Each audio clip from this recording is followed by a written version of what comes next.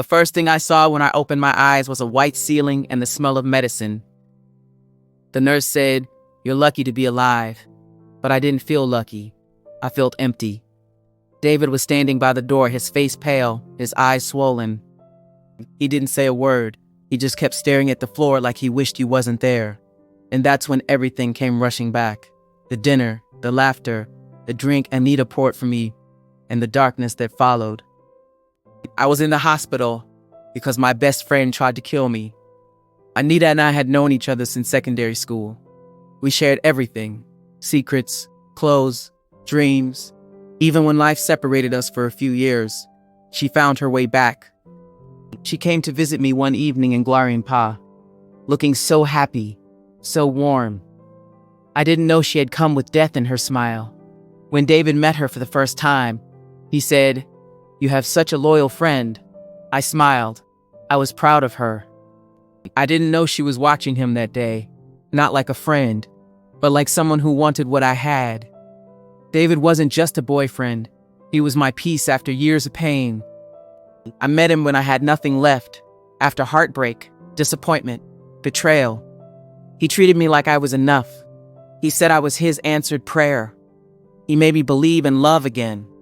We were planning our wedding. We had already picked a date. My mother used to say, "Finally, Ruth, your waiting wasn't in vain." But waiting had one more test for me, Anita. The night before I was hospitalized, she came to visit. She said she made fruit juice herself, that it would help me sleep. I remember taking a few sips while we talked about the wedding. She was smiling, asking questions about the gown, the guest list, the honeymoon. I felt dizzy halfway through the conversation. I remember her voice fading, her face becoming blurry. Then I remember her words, soft but sharp. "You took him from me, Ruth. You took what was mine." Then everything went dark. The doctor said my system shut down for hours. They said it was poisoning. Someone mixed crushed pills into my drink. When I asked David who brought me to the hospital, he said it was a taxi driver. Anita had left before I collapsed. That night, while I lay weak and numb, I looked at David. He was shaking, holding my hand, crying silently.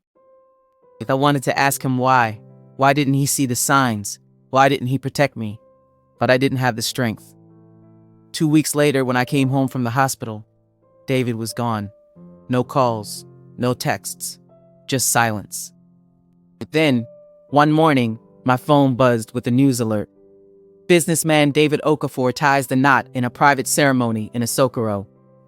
The bride's name hit me like a bullet, Anita Johnson. I dropped my phone. I didn't cry at first. I just sat there, shaking, numb. Then the tears came, slow, deep, unstoppable. It wasn't just betrayal. It was something worse, realization. He knew she did it, and he still chose her.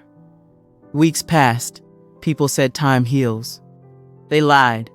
Time just teaches you how to breathe through pain. Sometimes I wake up in the middle of the night hearing their voices. Sometimes I still taste that bitter juice in my throat. But I've learned that evil doesn't always wear black. Sometimes it wears perfume, smiles sweetly, and calls you best friend. If you're watching this, remember, the most dangerous people in your life are not always your enemies. They're the ones who know how to comfort you when you cry, who know what makes you weak, and use it against you when you least expect it. I don't hate Anita anymore. I just pray she never learns too late that love built on betrayal is a curse that never ends. Thank you for watching Story Legion.